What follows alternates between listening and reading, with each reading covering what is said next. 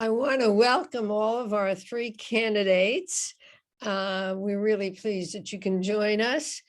And as I told you earlier, I was so impressed with reading everybody's biographies, if that's what you want to call it. So we're going to start with Mayor Kate Mary Stewart. And can I call you Kate? Yes, absolutely. Okay, great. And she is the mayor of Tacoma Park, and she's running for Montgomery County Council in the new District 4. She actually moved to DC in 1995, where she and her husband raised two children, both graduates of Montgomery Blair High School. She's going to give you more information on her background and platform, and then we'll have an opportunity to ask her some questions. Kate, be my guest. Terrific. Thank you so much for that.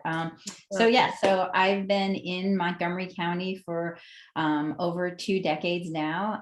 My husband and I moved here and first rented, and then we were fortunate enough to purchase a home where we've raised 2 kids.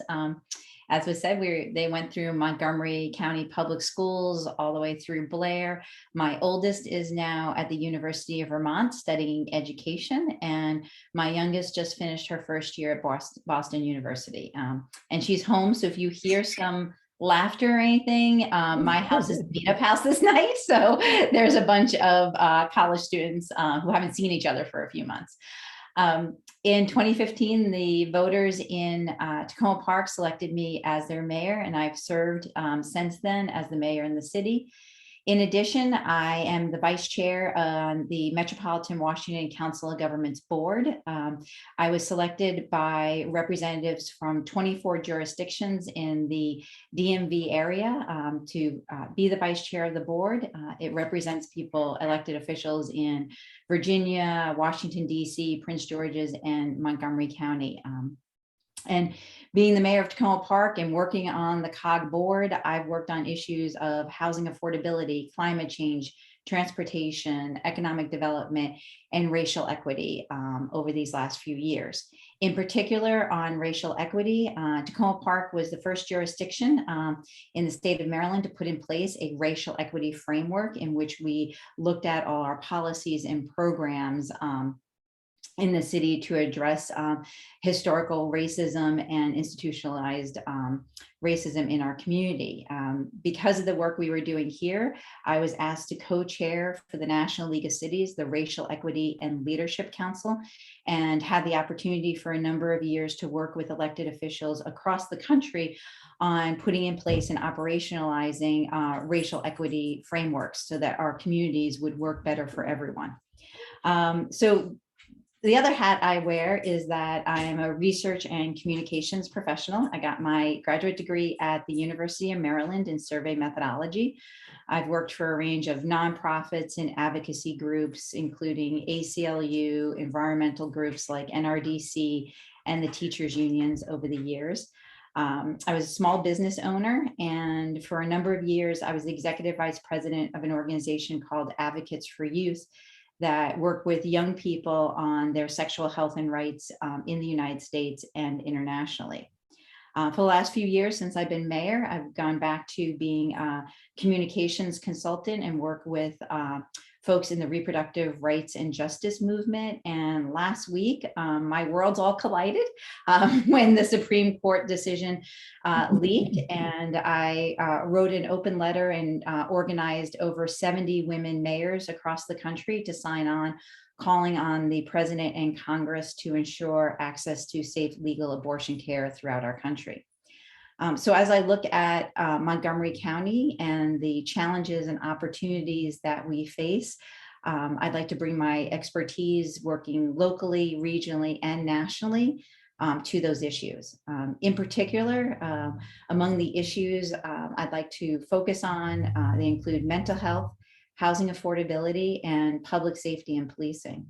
On mental health issues, I believe we need to focus on not just the crisis, which we are spending a lot of time talking about right now, and that's very important, but we need to also shift the paradigm on how we address mental health issues in our communities and look at how we are also promoting wellness. And to do this, especially among our young people. I'm very glad to see that Nancy Navarro is championing and moving forward with opening of wellness centers in high schools around the county. And since Nancy is term limited, I'd like to be on the county council and help continue the work that she's doing now. On housing affordability, housing was one of the very first things I started working on when I became mayor in 2015. I was elected in November of 2015. In my very first meeting with the staff, I said, we need to convene a community conversation on housing affordability. And talk to people in our community about what it is they want in the community, where we are going. And they said, okay, we'll do that in the spring. And I said, no, we need to do it before the budget, because I know we need to put things in the budget in order to really plan. So we pulled together a meeting of a couple of hundred people in the community. We brought in experts from around the country and regionally to talk about housing trends. And out of that conversation, I realized that in addition to talking about housing affordability in our community, we needed to have money, to put money where we wanted our policies and programs to be in order to leverage what we wanted to do in the community at the state and county levels. And so I proposed in my first budget with the city council to create a housing reserve fund. And right now we have close to $1 million in that reserve fund. And what that's allowed us to do over the last couple of years is put in place a number of other programs, one of which is a home stretch down payment assistance program that I championed that provides up to $10,000 in grant money to first-time home buyers in our community who qualify. And this addresses not just moving people from renting to home ownership in our community, but also the need to build generational wealth. And we know that one of the things that stand in the way, one of the main obstacles to people purchasing their first home is that down payment. As I said, my family, we rented and then purchased a home in Tacoma Park, and we were very lucky to have the assistance of my husband's family when we did that. But not everybody has that access to that, and this is where our housing policy and our equity work hand in hand together. And I'm proud to say that we've moved about a dozen families to renting to home ownership in our community. We've also partnered with Habitat for Humanity to create affordable housing in our community. And we have rent stabilization that has also helped renters stay in their homes, particularly under COVID. The third area is public safety and policing. Tacoma Park has its own police force. When we look at the candidates in this District 4 race, I am the only one who has experience working directly with a police department. I think this is critical given where we are in Montgomery County right now. When I first became mayor, we had a police chief that should not have been a police chief in anywhere in the country. He was doing things like photographing Black and brown young men on Maple Avenue, letting our police officers tint their windows. When I called him before the council, he said he was doing those things because he wanted our police department to be intimidating. That was not the police department we wanted in Tacoma Park. We were able to get rid of that police chief. And before we hired our next police chief, I presented a resolution to our council, which established what we wanted from policing and the goals that we wanted.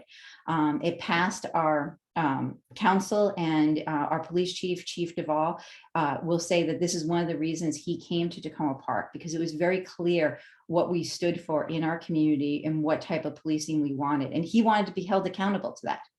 And each year he comes to us for his annual report, and we reference that resolution to see, is he living up to, and is our department living up to those goals? I think right now in Montgomery County, we don't have a clear vision for what we want public safety to be and what we want policing to be. And that's having an impact on our community and on policing. In particular, I know in District 3, which covers, the Silver Spring area, we are down 28 police officers. And there are a number of things we need to be doing better when it comes to public safety. And this, just looping back, and I'll finish on this, this comes back to the mental health issues, because we need to look at how we are addressing people in mental health crisis. And I don't believe we should be having our police officers responding to those circumstances. They have a great deal on their plate, and we need to be doing more to create situations where we have counselors who are responding to those situations and putting in place programs and policies so that people aren't getting to that crisis situation. There are a lot of other issues that are facing our county. And one of the things that I am very proud of is looking at how we can multi-solve and not looking at issues in isolation. So when we're talking about housing, we also need to be looking at climate change, and we need to be looking at a number of issues. Again, when we're talking about policing, we're also looking at mental health awareness and putting in place better programs for that. And so I think it's very important that we look at the opportunities and challenges we have, and how I can apply the work I've done at the city, the regional level, and across the country. So that's it. That's me. Thank you so much, Kate. We're now going to open this to questions and answers. And when you ask a question, could you please unmute yourself? Yeah. So who wants to start? Oh, can I start? I just want to know how you're financing, Kate. Oh, public financing. Thank you. We are That's doing public financing. Very good. Yep. Important. Yes. I've got a Any question. other questions? Alan? Mayor, I'm curious, what's your thought about how to stimulate economic development and jobs in Montgomery County? It seems to be part of a unfinished agenda. Yeah, absolutely. That's a great question. And I believe that, you know, when I was talking before about the housing strategic plan we did in Tacoma Park, it was our housing and economic development plan, because I think housing and economic development go hand in hand with each other.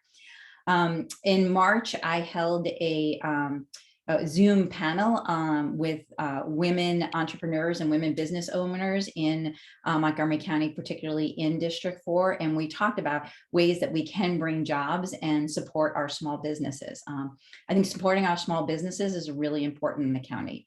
We don't do a good job of it right now. I can tell you, as mayor in Tacoma Park, there are so many things that stand in the way, from permitting to licensing to accessing capital, particularly for our Black and Brown small business owners, that we need to do a much better job. In particular, in the county right now, we only have one small business navigator to help all our small businesses get through the permitting and licensing issues. That's really unnecessary when you consider that 90% of our small businesses in the county have less than 50 employees. So I think one of the things is we need to change our attitude. We need to communicate that we are open for business and that we really need to support our small businesses, particularly our women and Black and Brown owned businesses in the community. Hello, this is Dio.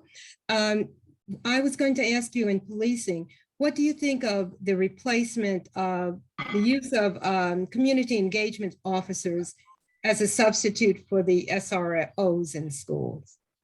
Thank you.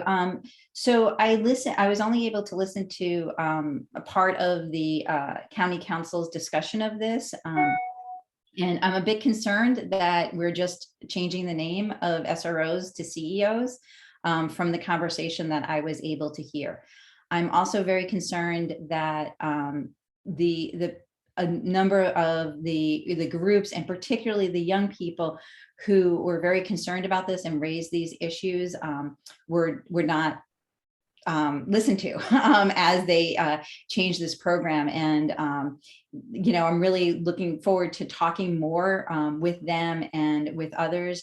In Tacoma Park, the city doesn't oversee the schools in the city, but what I did when I first became mayor, understanding that because we have a police department, we have our own rec department, and we have 3 schools all within walking distance of our community center, that we needed to have good relationships with our principals. And so I started convening monthly meetings with our police department and our rec department and the representatives, the principals of the schools, so that we could share information.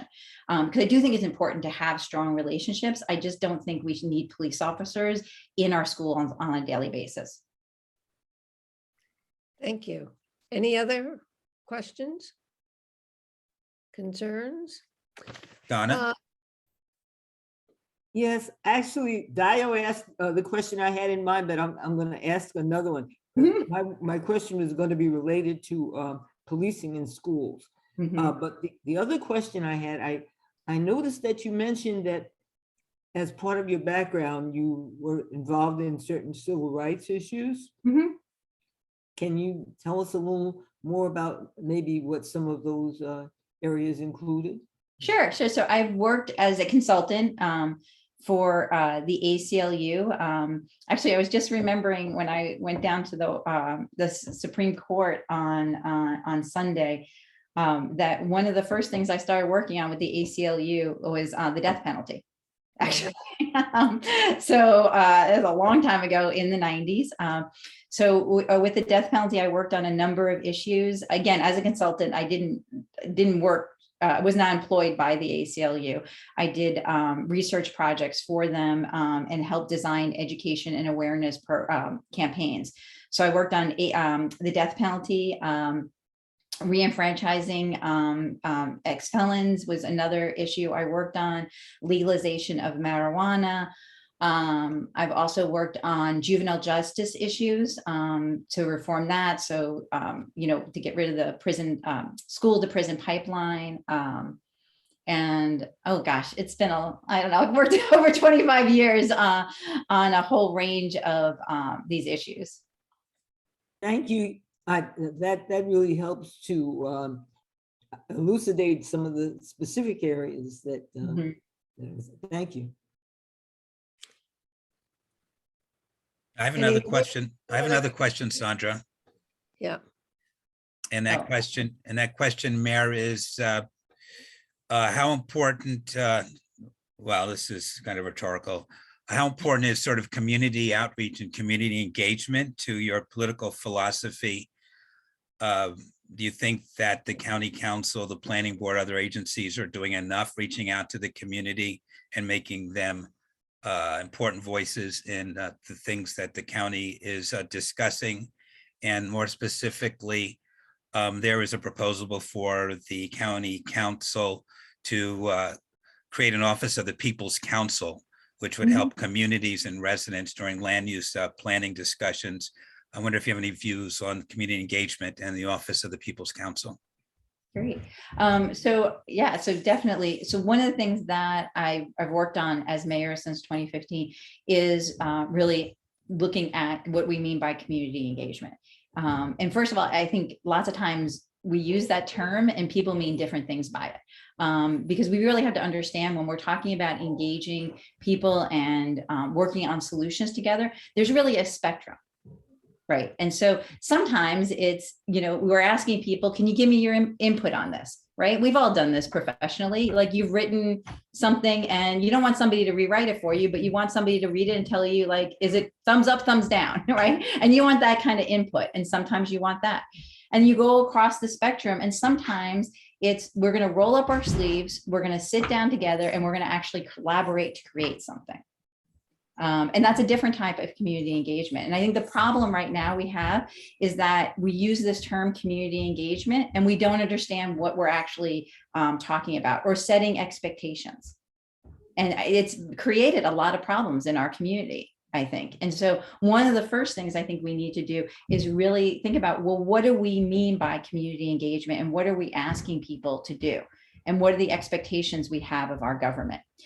The other thing is we need to understand that people need to, different people are going to connect with government in different ways. And we should have our government going to where people are and not always expecting people to come to our government. And that was something that I worked on a great deal as mayor. Genius. Very good. Thank you. I really appreciate it. We've had our, for example, I've moved where we have our city council meetings. So they're not always held in the building at 7500 Maple Avenue, but in different places in the city so that different people may attend them. When Trump was in office, there were a good portion of our community are immigrants and from other countries, and quite frankly, they were afraid to come out. And so what we started to do was have a lunch with the mayor on Fridays. And this was an informal way for people to come connect with the city government, talk to us about issues that were top of mind or that they needed addressed. But it wasn't in a government building, it was in a local restaurant. And that was another way that we were able to connect with people. In addition, one of the things we did pre-COVID was provide coffee and donuts in the vestibule of apartment buildings, so that as people were on their way to work or dropping their kids off from school, they could pick up materials about what was going on in the city, ask myself or somebody else a question that they needed. So we need a variety of ways of how we're connecting with people in the community. And I don't want to go on too long, but I think there's also formal ways we can do this too. And I'm happy to talk to or send you all some of the stuff I've written on participatory budgeting, which is a way of getting the community more involved in the budgeting process. Kate, I'm curious. Yes. Do you have an opinion on the Office of the People's Council? I think I need to learn more about it, honestly, Alan. I don't think to talk to you more about that. I'd like to hear more about it. Hank, I think you had your hand up. Yeah, Kate, I'm intrigued with one of the things that I thought I heard. They are, yeah. But I've been, see, you know what I did one time? You want to put yourself on mute, Everybody looks at my eyes. What's up, Marilyn? green or blue? Everybody wants. Marilyn? They say they're beautiful. I don't give a fuck what color they are. Okay. So the situation, you mentioned the situation with people getting homes in the county and having the initial stipend or some way of kicking money in from like family, friends, what have you. Mm-hmm. I was just wondering, have you fleshed that out a little further than just a cursory look at it? Yeah, no, we put in place a home stretch down payment assistance program. And what that does is provide people in our community who qualify and are first-time home buyers up to $10,000 towards their down payment. And they can use this in conjunction with other programs that are loan programs in the county and state to help pay for their down payment. We decided to do ours as a grant program for the first few years to see how it worked, so that people didn't have to worry about paying it back to us. And so, and as I mentioned before, we've helped 12 families move from renting in the community to home ownership. Wonderful. Thank you very much. I have a question. You, if you get elected to this position, you will be in a new district called District 4. Mm-hmm. And it seems to me that there are some organizing, administrative kinds of things that have to take place. And you might have to rethink some of your priorities. You said you were interested in 3 major issues. I think it was mental health, housing, affordability, policing, and public safety. So how do you see yourself fitting in as part of this new district? Great. Yeah, so I think there are a lot of commonalities also in this district. One of the things we haven't talked about is transportation and pedestrian safety. Right. If you look at this district from downtown Silver Spring, Kensington to Pike and Rose, we have some of the busiest intersections in all of Montgomery County in this district. In particular, the challenge we have is State Highway. And I can tell you right now, I have a great deal of experience working with State Highway successfully. And that is some of the things to get State Highway to actually change the way it's doing things and look at pedestrian safety before honestly, somebody gets killed is really hard. And we need to shift that mindset. I have, as Alan mentioned before, I work incredibly closely with our D20 team, particularly Delegate Charkoudian, on these issues. We have been successful in our area to get stop signs put in at state highways, crosswalks, and other things. And so that is one thing I see in our district, that having that experience, and it doesn't matter where I go. I could be in Garrett Park or near Pike and Rose, in Kensington, Chevy Chase View, and pedestrian safety is one of the top issues. And it comes back to state highways time and time again. The other thing is, going back to Alan's question about job creation and economic development, when we look at this district, we are the economic engine, honestly, of Montgomery County. You look at downtown Silver Spring and what it can be. You look at, the Montgomery Hills area, Georgia Avenue, you look at Pike and Rose. We are the economic engine of Montgomery County, and we need to raise that. And you need a strong advocate on the county council to get the investment we need for this district. So it is a very diverse district. I'm not going to lie. I've been door knocking a lot, and it's different going up and down this district, but I think that's great. And I've represented Tacoma Park, which we're only 2.4 square miles, but I can tell you there's a huge difference going from our Old Town area in our historic district to then over to New Hampshire Avenue and the Langley Crossroads area. So I've represented a very diverse district since 2015, and I look forward to doing the same, just on a bigger scale. Thank you so much. I I think wanted to we ask are, briefly about on the purple line. I know we're looking for seeing red on the purple line. They keep throwing more money at it, and it tends to touch Tacoma Park and District 4. Didn't know what your views were on it. Yeah, so I'm supportive of the purple line in terms of a transit to get us moving.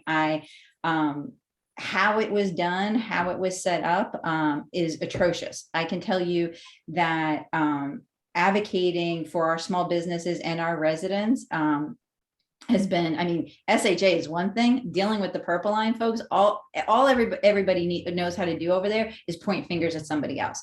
The structure of that P3 is atrocious. There is no accountability whatsoever. And in fact, years ago, when I first became mayor and the Secretary of Transportation was doing a forum and answering questions, a number of us were asking for assistance for our small businesses in the area. And he said, we cannot provide assistance to the small businesses because it would set a precedent for construction projects. And we said, are you kidding me? So we persisted and we pushed and we worked very hard, especially with Delegate Wilkins. And finally, we're able to get some money for the businesses, particularly in the downtown Silver Spring and Tacoma Park area. Now, it's not a lot of money and it's nowhere near what we need.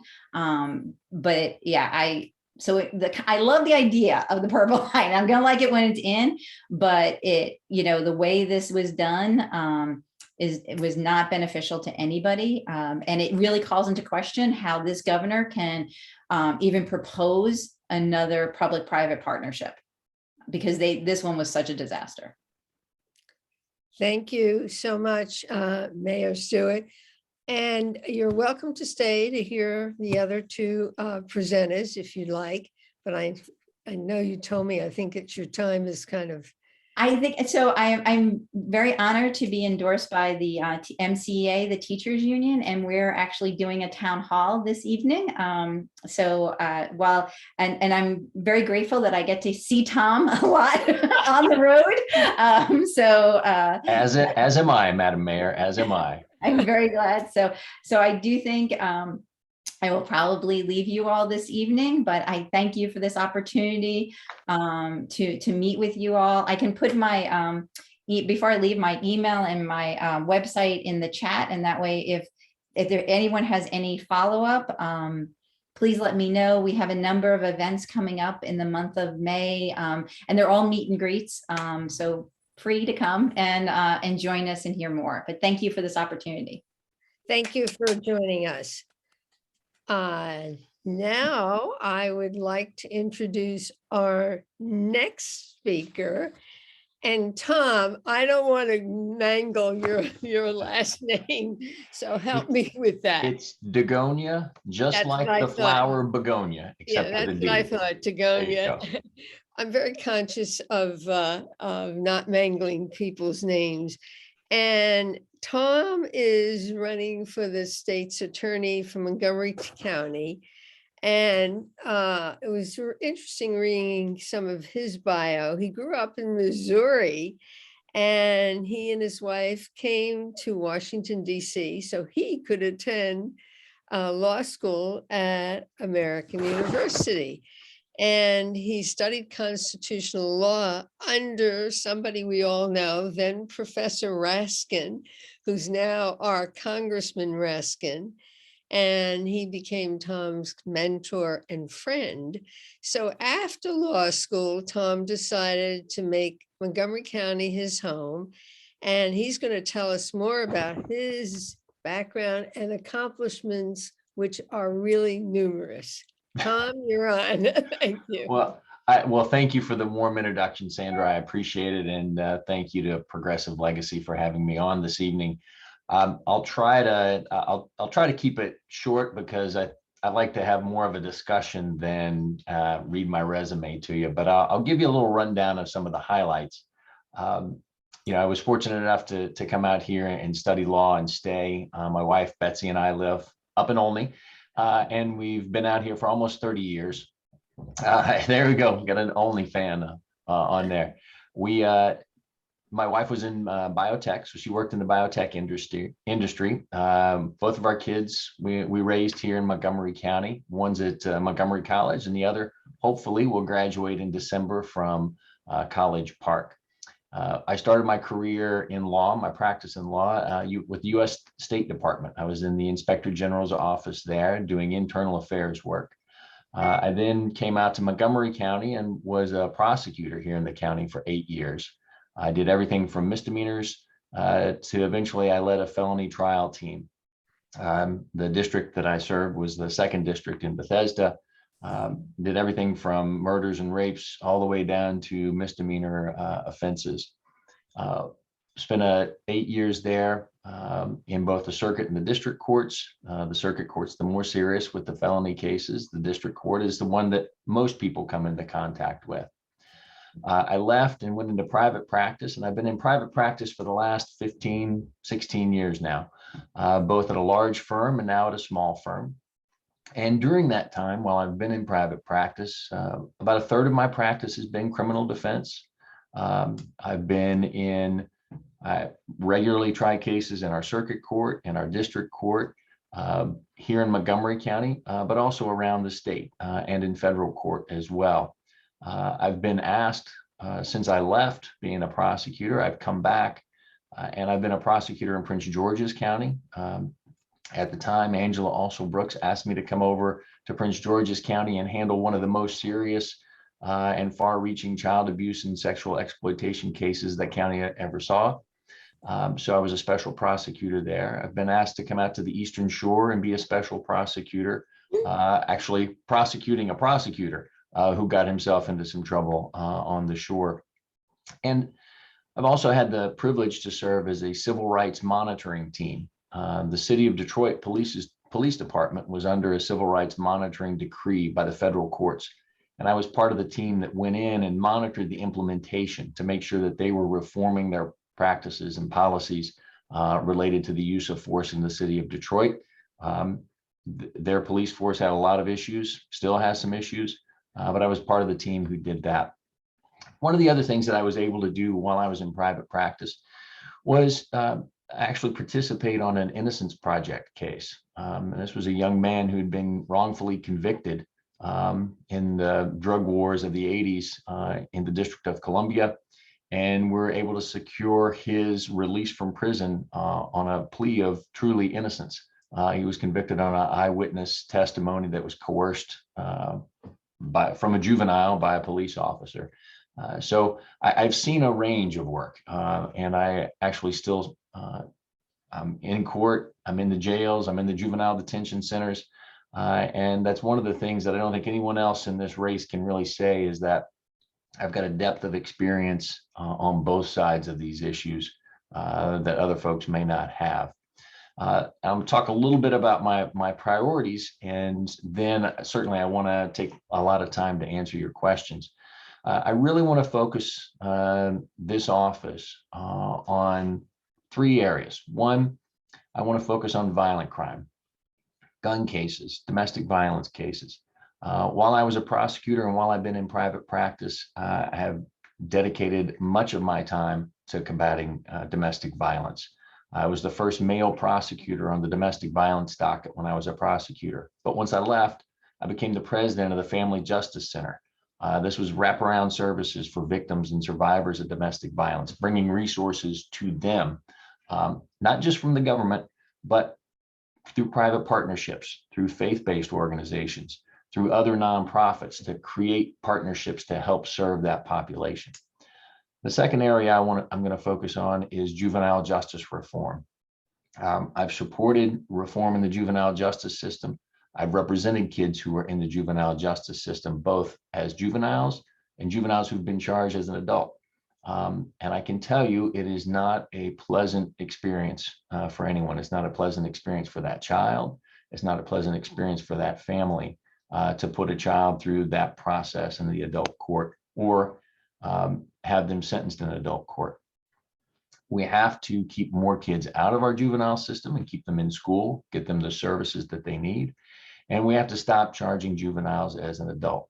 I supported the reform package to make sure that we treat kids like kids. And what does that mean? You know, people, you hear that. Well, what does that mean? When a police officer is interviewing a 15-year-old, that 15-year-old has no more idea of his rights than the man in the moon when you're interviewing him.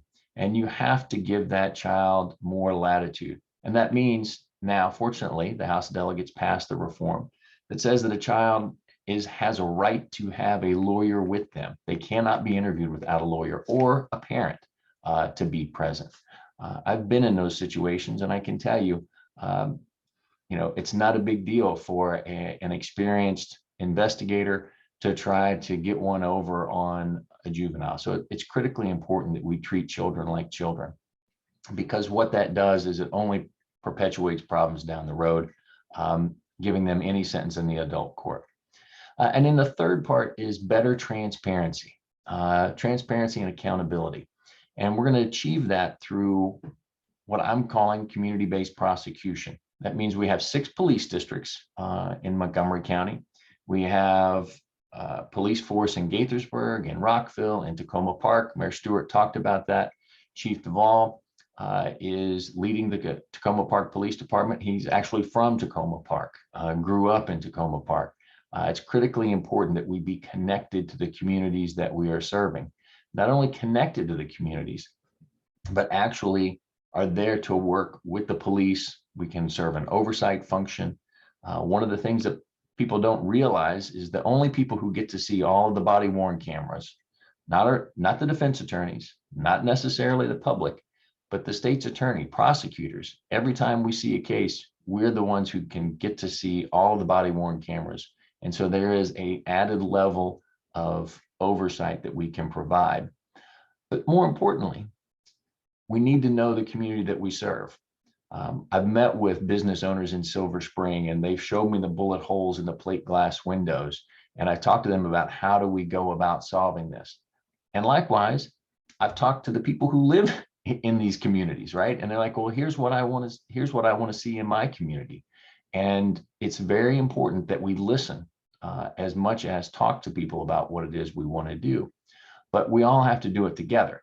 And that's really, and I think when Mayor Stewart was talking about what is community engagement? This isn't community engagement. This is community-based problem solving.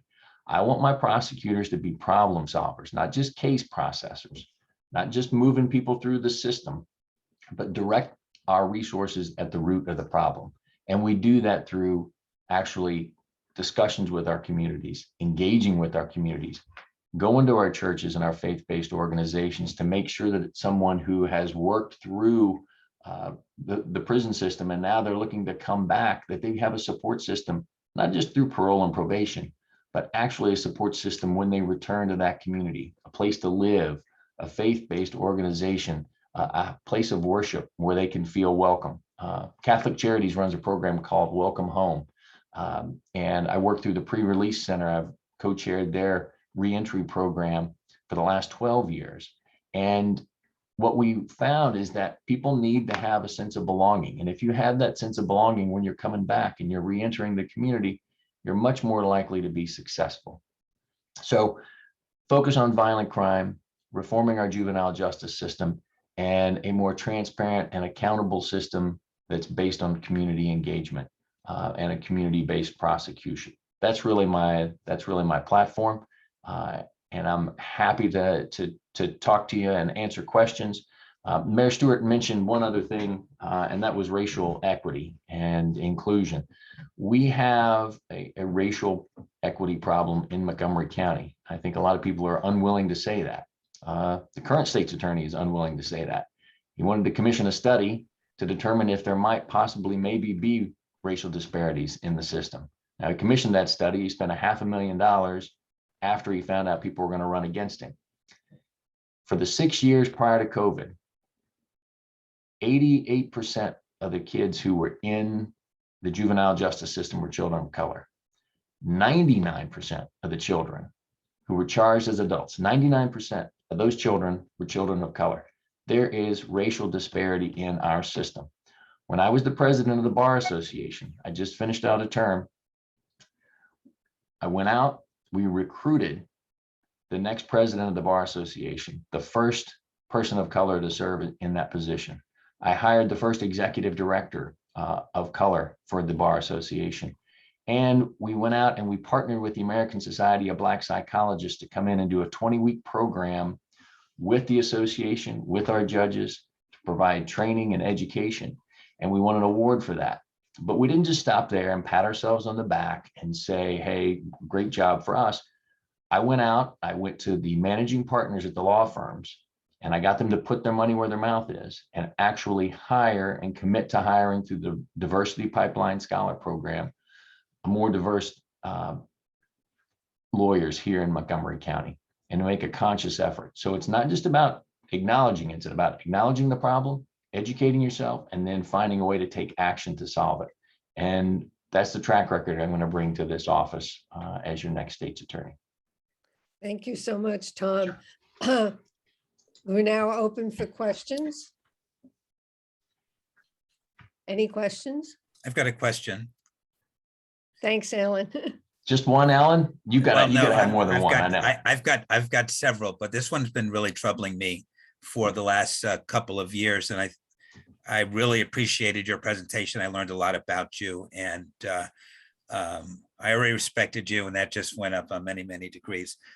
People talk about a school to prison pipeline generally.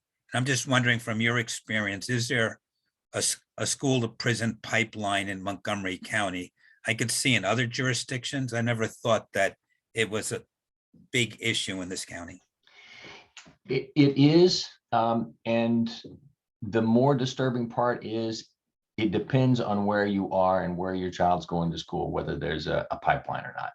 And I'll give you a little illustration of that. But my kids went to Sherwood High School up in Olney, just down the road in Springbrook. You go just down New Hampshire Avenue. I don't know, what is it? Maybe 4 miles, if it's that far. The calls for service for police intervention in the last quarter of last year at Sherwood, there was 1 call for service. At Springbrook, there were 26 calls for service. So there's obviously a disconnect between what's going on, who's being charged, what are they being charged with, and the need for police intervention. Now, everyone across the county, and I've talked to a lot of people around the county, everyone wants the same thing. They just want to be safe and they want to be respected. The trick is, how do we accomplish that? And one of the things we have to do, and I think this is why I have at least part of the answer, maybe not all the answer, is my prosecutors are going to be assigned to those schools. So they're going to work with the principal, with the parents, with the PTA, with the police officers who are engaged in those schools to say, why are we getting more calls for service to this school than we are to that another school? And what can we do to eliminate those calls for service? Because I think we need to keep kids in school. We need to look not just at what are the problems that that child may be having at home. What are the resources we need to direct? Do we need more after-school programs in this particular cluster? And do we need to look at mediation and restorative justice practices to help de-escalate and solve problems at the school so a child doesn't feel like they did the child, because he's a child at Clarksburg, to feel the need to go and get a gun to resolve something. That's got to be done at the school.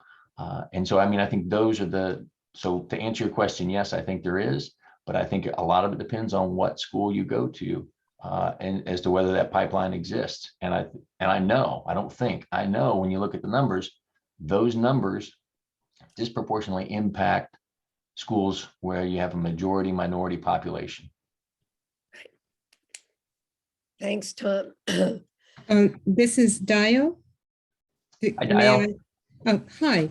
I agree with you, and I think Montgomery Blair is another high school that shows the disproportionate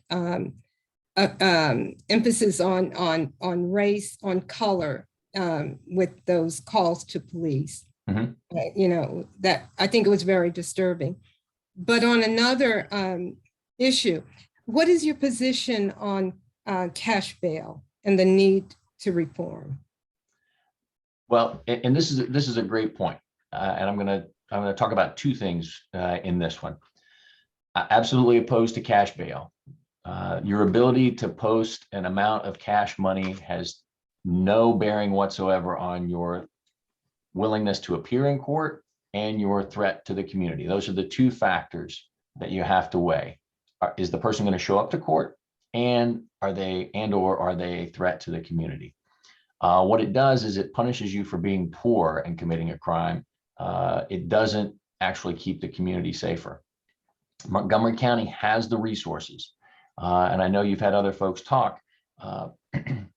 Montgomery County is not the leader in all of these things, and we can be. We have the resources and the ability to reform. We have a very active and engaged pretrial services unit, which means people can get into treatment. They can have house arrest. They can have electronic monitoring that enables them to work, keep a job, stay in school, and continue to be productive members of the community while awaiting trial, as opposed to sitting in jail with the presumption of guilt, as long as they can be safely released. We have lots of things to do that. The second point I want to make about that is you're going to hear, and if you haven't heard already, lots of policies, right? And I think there's a severe lack of transparency in the current state's attorney's office, because if it's a policy, you write it down and you follow it. You write it down and you follow it, and you have the people who work in your office follow it. There's lots of discussion about all the policies, but it's not written down anywhere. It's only an enforceable policy if you write it down, you stick to it, and you're able to hold people to it. So opposed to cash bail, but I think there's also a transparency issue. Thank you. Any other comments, questions for Tom? Don has a question. I have a question. Yes, hi. Good evening. My question related to the issue that you mentioned about the percentage of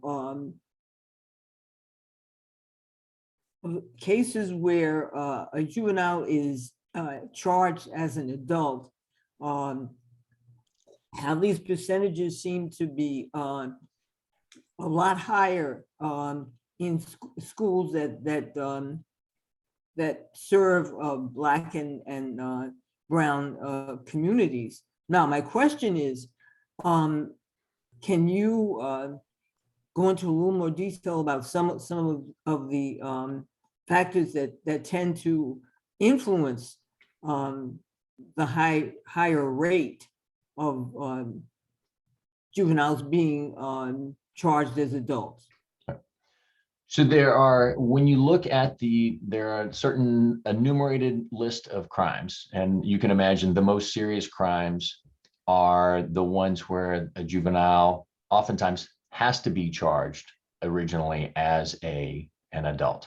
Now, to think that you have a 14-year-old and there is no longer a holding facility for male juvenile offenders in Montgomery County. They're held at the jail in a separate facility, in a separate wing. They're not held at Noyes anymore. So the factors that go into it usually are driven by the nature of the crime. And I'll tell you, I had a young man who got into a fight with his stepfather. There was an argument. Nobody went to the hospital. Nobody was injured. It was an argument, and he was charged with an attempted second-degree murder. He was charged as an adult. So he went into the adult system. We had to fight to get him back down. And he was a young man. He was a young Hispanic man. And so we had to fight to get him back down into the juvenile system. Those are decisions that are made by prosecutors and by the police. And to that point, if my priorities say we are not going to charge juveniles as adults, that's a message that needs to be conveyed to the police so that those enforcement priorities, they know what my enforcement priorities are. But I'm not just going to shove it down their throat and say, you've got to do this, you got to do this.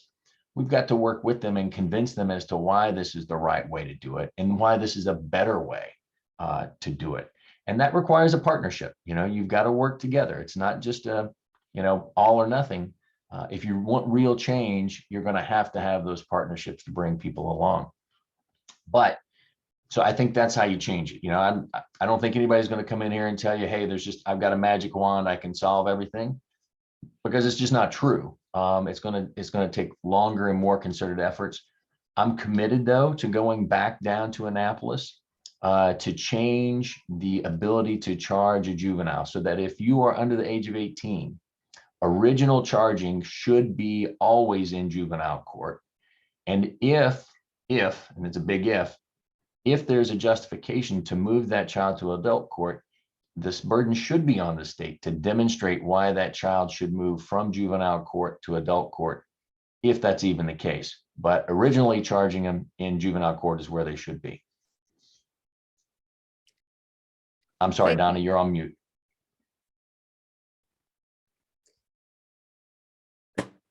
Any other questions for Tom? I think Rosie had a question, and I had muted her during Tom's most recent presentation. Rosie? Where is she? Let's see if I can. Unmute. Okay, I Oh, there can you finally go. unmute. There Okay, you go. my question is, do we have a problem with judges? Thank you. Good question. Do we That is have a a good problem question. with judges?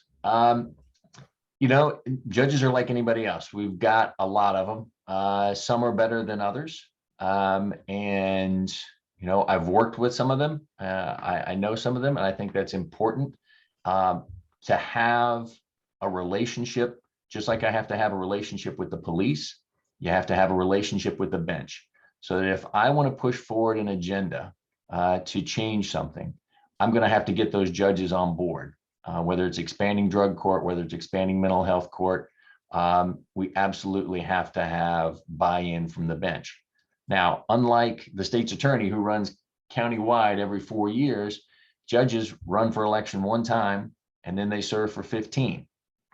So you better have at least a working relationship with those judges. I think we've got some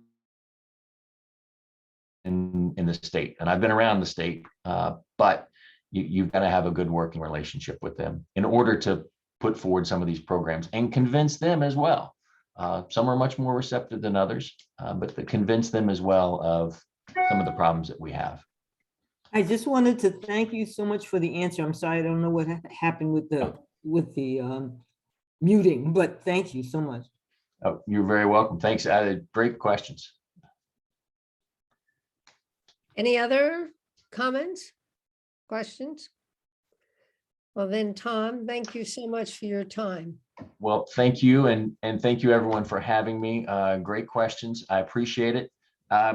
If you have other questions and you want to see all 4 candidates kind of head to head, May 12th at the Silver Spring Civic Center, the Women's Democratic Club is sponsoring an event. All 4 candidates have been invited. We'll be there to answer questions live and in person. I think they're going to live stream it as well. And if you'd like to see or hear more from me, please come to Leisure World in the Chesapeake Room on May 26th at 10:30 in the morning. We're going to have a little coffee meet and greet. No donation required, but it's a get to know the candidate event. So would love to see you all again. Thank you. Thank you. And I have another event at 6 o'clock. So look at that. I've got 2 minutes to give everyone back. And Fatmata, good to see you. I hope you're feeling better. And I look forward to seeing everyone again soon. Okay. All Thank right. you. Thank Then you. I can now introduce Fatmata. Did I say your name right? Yes, you did. I told you before, I'm very conscious of names. She is a candidate for the Montgomery County Council representing District 5, which includes Leisure World. So when she wins, she will be my representative, or one of them. She was born in Sierra Leone and moved to Florida with her family at the age of 11.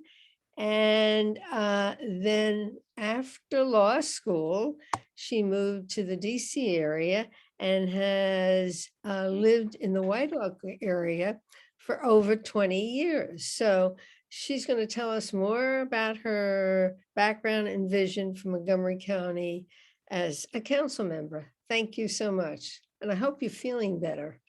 Thank you. Bless that there is vaccine and that I took it.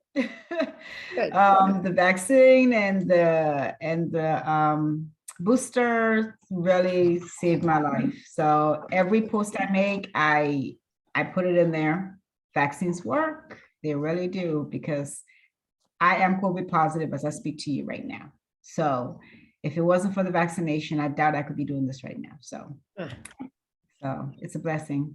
Thank you for asking. Glad you're here. So yes, you said I was born in Sierra Leone. I moved here at the age of 11. Did grow up in South Florida.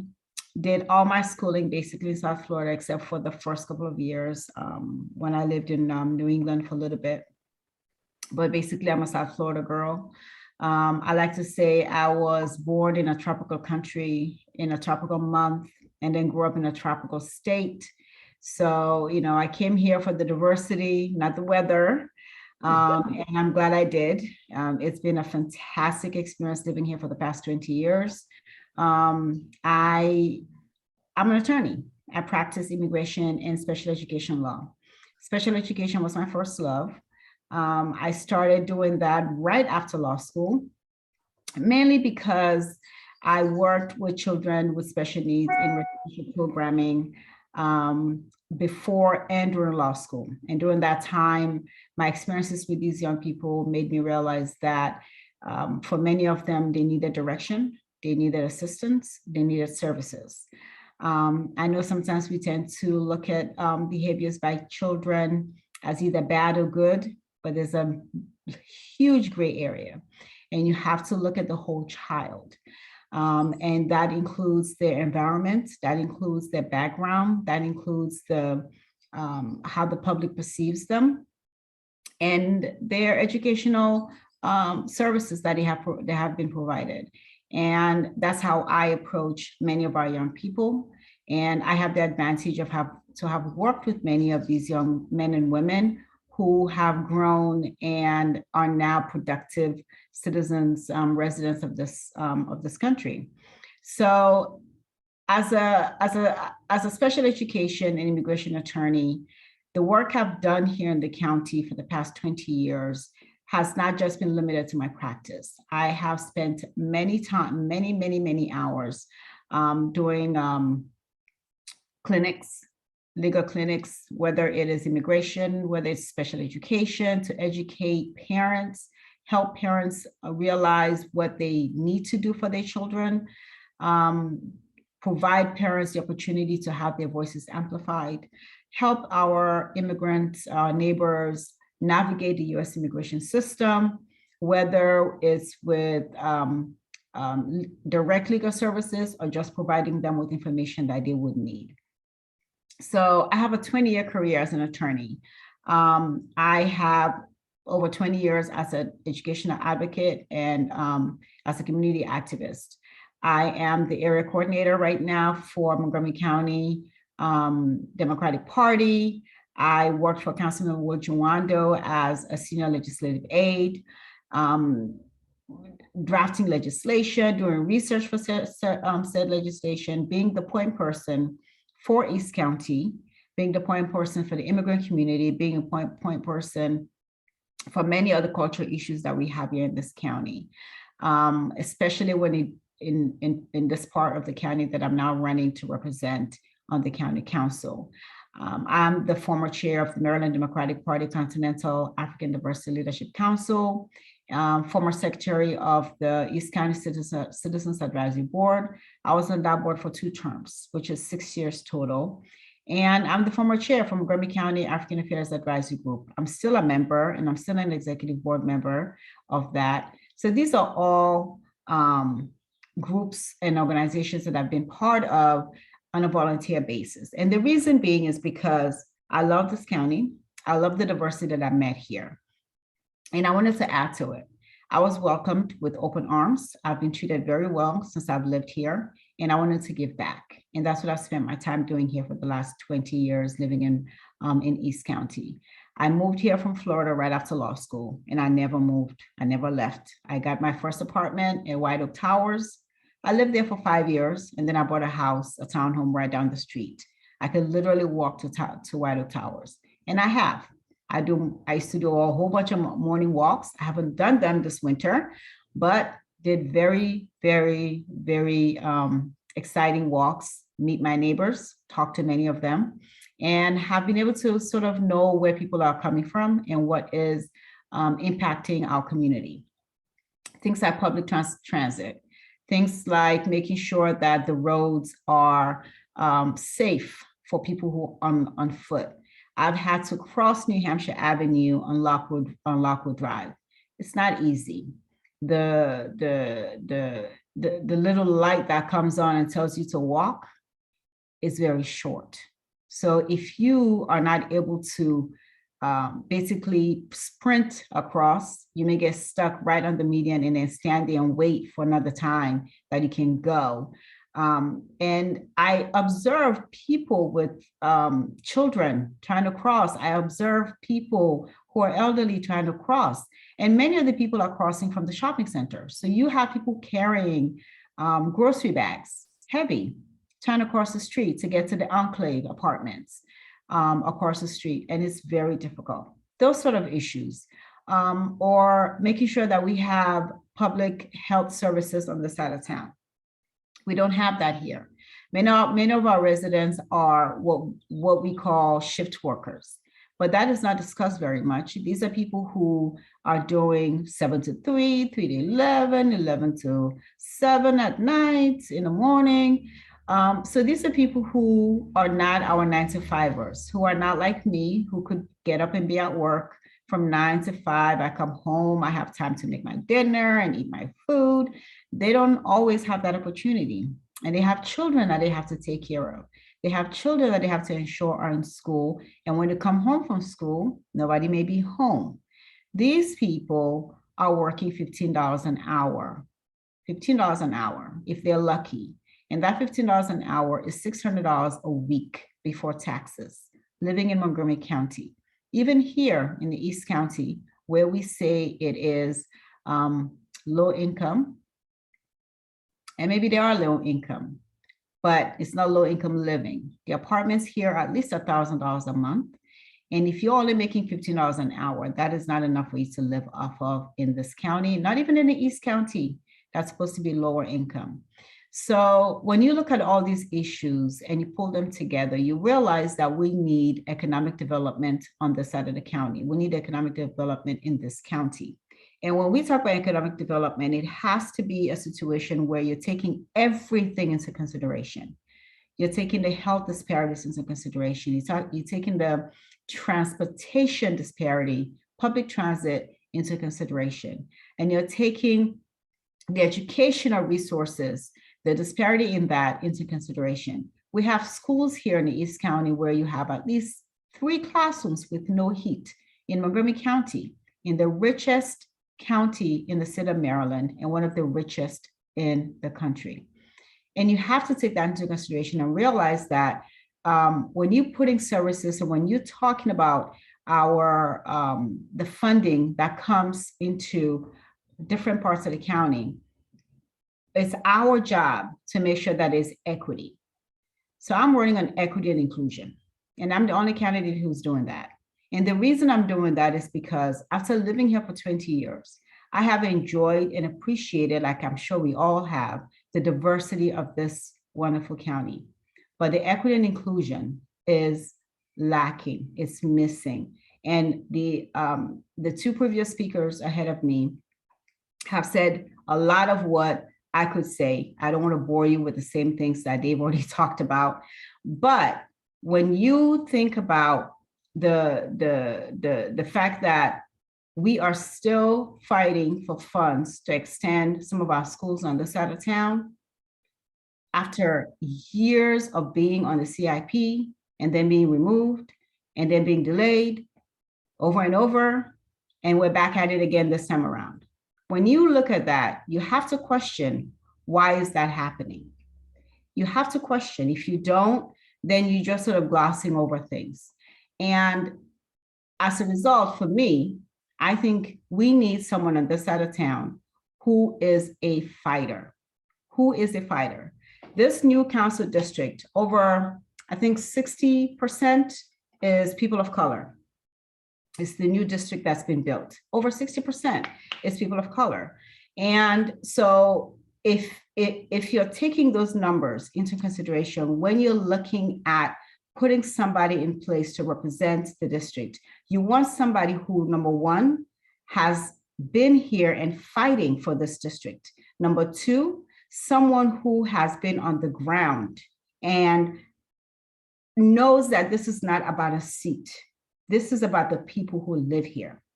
Now, when this race started, I was the first person who got into this race. And the reason I did that was not because the incumbent that was there at the time, I had any bad feelings towards him, or, you know, I just want to run. No, it was because, as everyone who is running in this race has said, and you will hear them say it, for decades, this part of the county has not been represented strongly enough. We have been left behind and almost forgotten. So if we believe that, including myself and those who are running, then our job was to get in there to make the change. And that is why I jumped into this race very early on, because it's not about running, it's not about having a seat. It's very personal to me after living here and working with the community that I've lived in for the past 20 years. I want to be able to address issues dealing with women's health, right? And for as long as I worked on the county council, only Nancy Navarro was the only woman on that council. You will realize that many of the issues coming out of the council are not necessarily directed at women's health or women's issues. And I'm not saying that the council members who are there don't care. That's not what I'm saying. What I am, however, saying is representation matters. It matters. And so when you are there and you are a woman, the issues that impact you and the women around you are easier to put forth than when you don't really have the impact on your life. We need women on the council. Over 50% of the population in Montgomery County is women. And yet we only have one. And she leaves this year. So if we are not able to elect, those of us who are women are running for this for the county council, we will have 11 seats with no women on that council. Representation matters. And we have to make sure everyone's voice in this county is represented. Everyone's voice in this county is amplified. And that's what I'm running on equity and inclusion. Someone spoke of policing earlier. One of the young men that was shot and killed happened right outside my back door.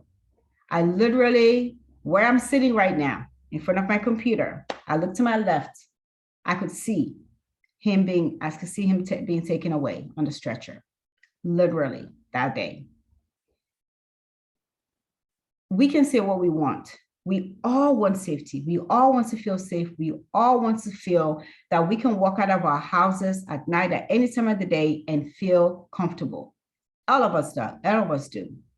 But the one thing that I know we need to talk about and address is police accountability, police transparency, and making sure that as we are talking about police, community policing, that we talk about true police, community policing, not just in an abstract, but having police come from the community within which they live.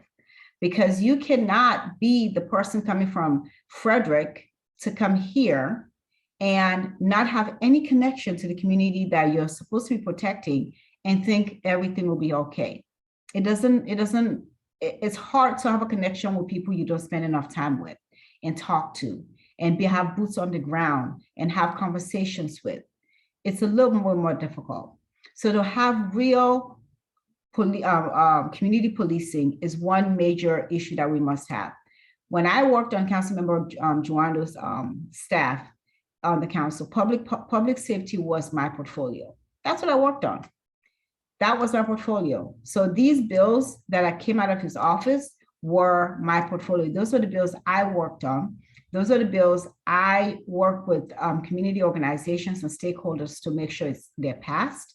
Those are the bills I worked with other council staff and council members to make sure that we get buy-in, to make sure that they pass. And the bills that I worked on, majority of them passed. I'm not sure there's any that didn't, from the sexual harassment bill to the Crown Act, which is the natural hair bill that allows me to have my hair naturally as God-given hair.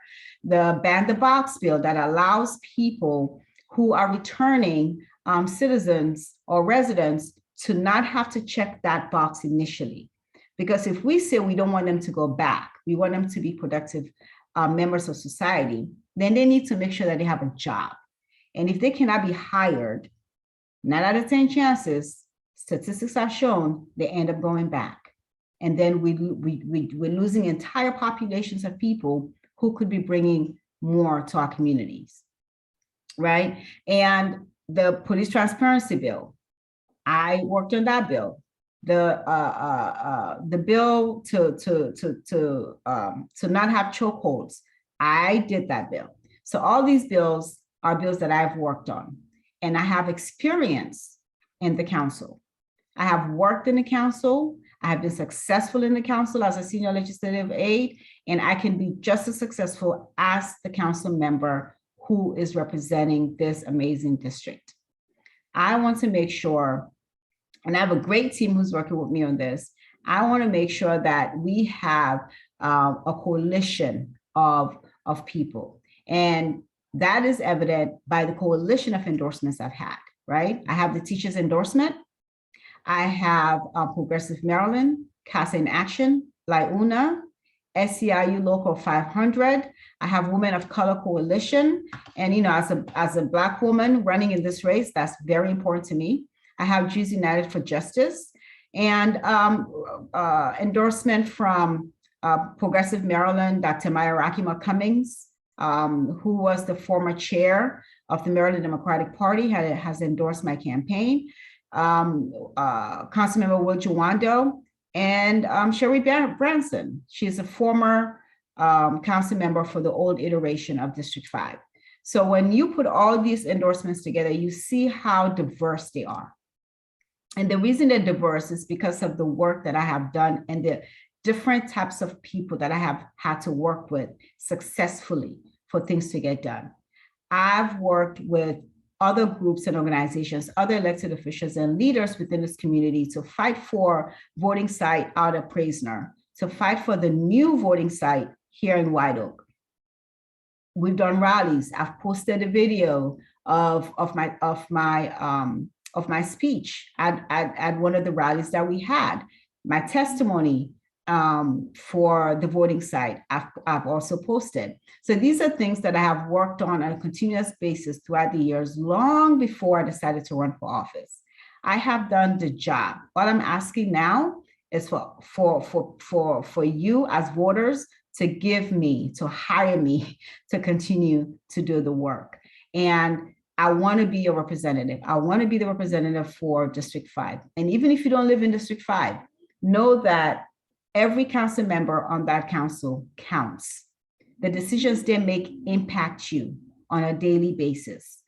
So you want somebody on that council who would listen, who will make the time for you, who is not in this for the sake of the seat, but actually cares about the community that she lives in. And that person is me. With somebody with the experience, somebody who has the heart to do this. And my heart is in this totally and completely. My heart is in this totally and completely. And that's the only reason I'm doing this, because I love this community.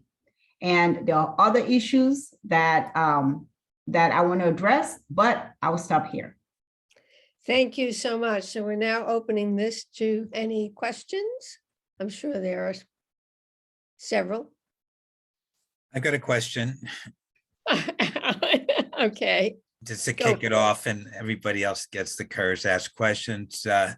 Fatmata, one of the questions we've liked to ask candidates is, if elected, which council committee would you serve on, and what would be your top priorities as a council member?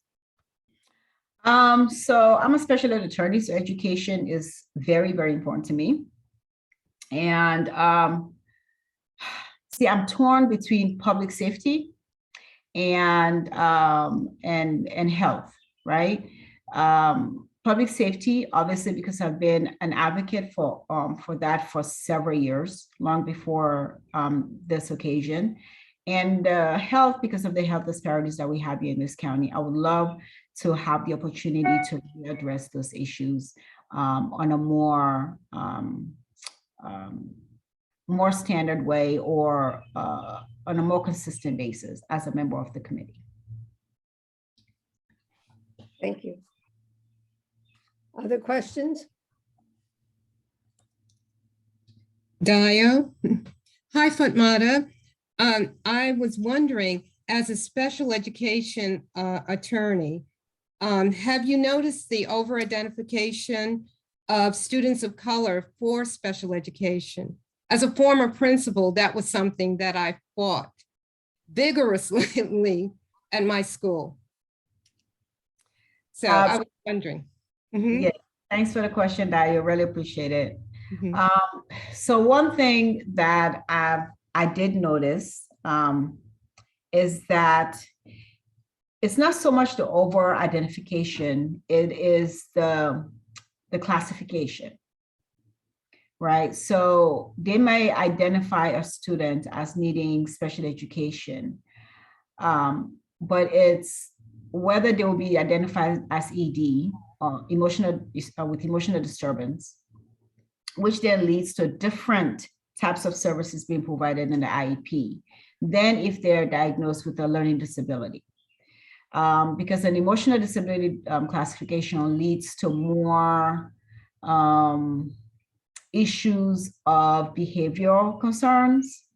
So the focus on many of the goals and objectives are not as leaning educational and more leaning on dealing with a child's behavior, which then makes the child, or rather puts the child in the category of not having as much educational benefit as they needed. But yeah, there's also a certain level of over-identification. And so you work to put resources in place that do not necessarily require an IEP, or if they do, to remove the medication part out of those IEPs. So that's where I usually deal with in the lab over 20 years working in special education. I hope that answered your question, Dio. Other questions? Hi, Craig Carter, former PTA president at Stonegate Elementary. So I appreciate your involvement in supporting special needs kids. And my wife and I were involved in pushing libraries in elementary schools to educate the parents. So I appreciate your 20-year effort in that and that you have the endorsements of the schools. My question is related differently to the eastern side of the county in support above White Oak in the shopping center that I bring up all the time that is dead, Burtonsville. What are your plans and views on it? Thanks for the question, Craig. Really appreciate it. That has been an eyesore, right? And not just an eyesore, but an economic desert. I guess it's the word I can think of, economic desert. And I think it's one of those situations where when you have a government who can and should be on a consistent communication with property owners, I think you have to utilize that. So we have situations where we give incentives to builders, to developers. So I'm not sure exactly what the holdup is. I understand that the property owners over there are not willing to sell. They're not willing to do much more with it. But I think there are steps you can take, right? So in DC right now, they are suing a building owner that has left the building empty. They're suing them. And there's gotta be a way to incentivize property owners like these to do the right thing and give proposals. Like we can literally give them proposals for what they can do with the area and funnel some of the funds that we put in on this side of town to building that up. And I'm not saying to build it up to the point to where you now have a situation where you price people out, because that's also part of the concern, right? Where you start building up and then you price folks out who've been there forever. But build it up to the extent that you make it livable for those who live there. So I know that there's been talk of putting a warehouse in the back of Burnsville Elementary School, removing the warehouse from one part of the county and bringing it over here. It's an eyesore there, but somehow it's not an eyesore here. You need people in office who will push back and fight that, and hard and vocally, because even the movements that are happening now when it comes to Burnsville is because people are being vocal. Because it's been happening for years. It's not like if it's new, right? It's being vocal and being very persistent. And that is where someone like myself comes in. Not only do I have the legal knowledge, not only do I have the background for the council itself, but also I'm an activist and I'm vocal and I'm not shy because I'm not afraid of losing a seat. So I would definitely push to get that done and fight for making sure that we have incentives to provide for those who own the place and to bring in the stakeholders, everybody who lives there, coming together and have this conversation and talk about what you want to see happen with it. Because you do hear a whole bunch of different chatter, but to have the stakeholders come together on the table and discuss, I don't think that's happened yet. Thank you. Thank you. My name is Rosamond, and I'm just wondering if part of the problem is that there are too many tax advantages to leaving those properties vacant.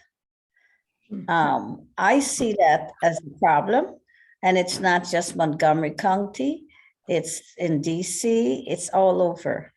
And perhaps we need to look at the tax advantages these owners are being given for keeping the place empty. Exactly. That there is no incentive to, if you can just write it off, And you might be holding on to the property until it gets to a certain price and then I'll sell it or whatever. But you got all these tax write-offs in the meantime. And now we have an eyesore. I'm in Silver Spring, but I go to Burtonsville all the time. And the one shopping center across the way is lively. You get stuff. You can go to the CVS, the Giant. You got restaurants, a party store. And you have a lot of small businesses. Why can't that happen on the other side? He has too many tax advantages. So what can be done to take away some of those tax advantages for keeping a property vacant?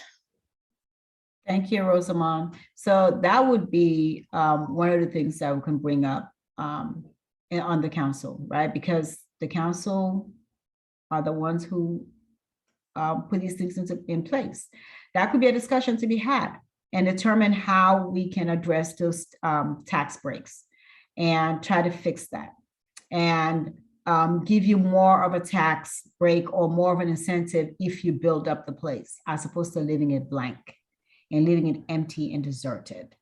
And building places up like that provides all sort of services for our senior populations because there are so many things you can do with that place. We know that we don't, with Leisure World now part of this district, of course, we have a lot of things that are over there that you can access. But I think that gives us an incentive to say that we need to bring some of those sort of entertainment things that we see happening in Leisure World on to kind of pull it over on this side. Because we have many senior centers or homes or communities on this part of town, and we don't have the same resources that I think we need to have here, so that you can have things like education on fraud that are targeted towards our senior population, making sure that we have safe space for our senior population to go to, including and our youth, providing wraparound services, providing a center maybe over there where you have services for our children after school that they can go to, that can provide them with entertainment, provide them with learning ability. I know people who are doing a lot of mentorship programs who would love to be able to bring something on this side of town that they can provide to our youth. And a lot of the things that you see happening that are out there causing problems may become less if they have more to do and they're provided with the wraparound services. Thank you. Well, I think we're coming to our closure here at 6:30. And I see our hand, Henrik. Yeah. Oh, Hank. Can you okay. see? Okay, we'll give Hank the last word. Well, I didn't want the last word, but I'll take it. Okay. All right. So the situation is we have a lot of proposals and ideas and initiatives that you have worked on in the past. I see you have a plethora of people who are saying you're a good gal and you'll do well in that position.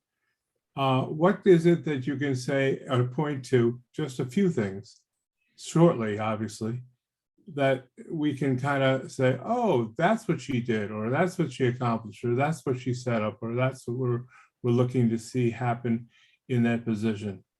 I'm getting a great view of what you're saying. It's a very good view and it's overarching and it needs to be. But the thing is, what specifically have you been doing?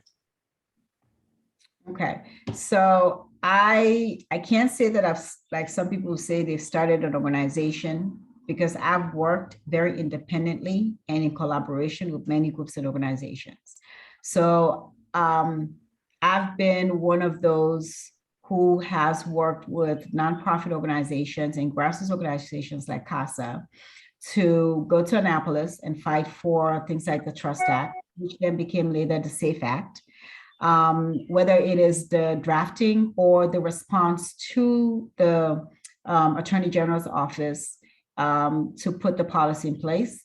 And one of the ones who advocated and fought for the policy here in Montgomery County to make it easier, or rather provide legal counsel for our immigrant population, providing free legal services for our parents with children with special needs. Because I think that we can, people can say they started an organization, but I believed in doing the work and getting to the people directly and providing direct services. And that is what I've always done. I've always provided direct services. That's what I believe in. The same way I don't really believe in organizations that are a stopgap. So if you give money to an organization, if you give $50, that $50 doesn't necessarily go to direct services. It may just be $10 that goes to direct services. And I believe in direct service. That's what I've done. And I've worked on the legislations that I talked about earlier. All right.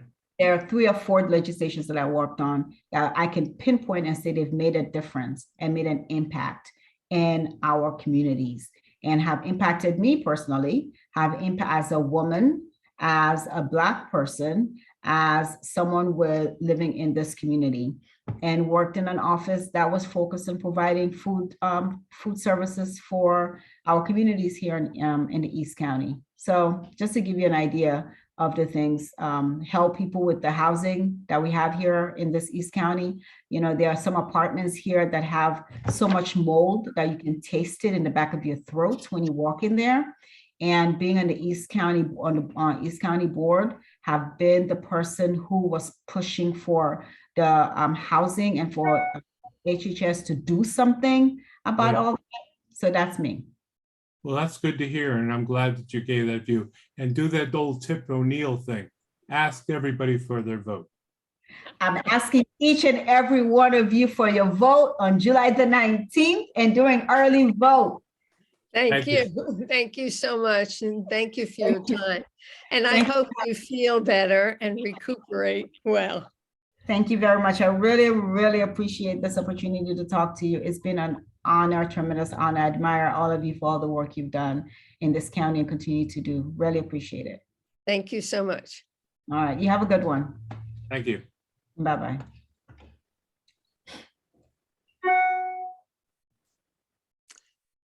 Are we going to stop the recording now?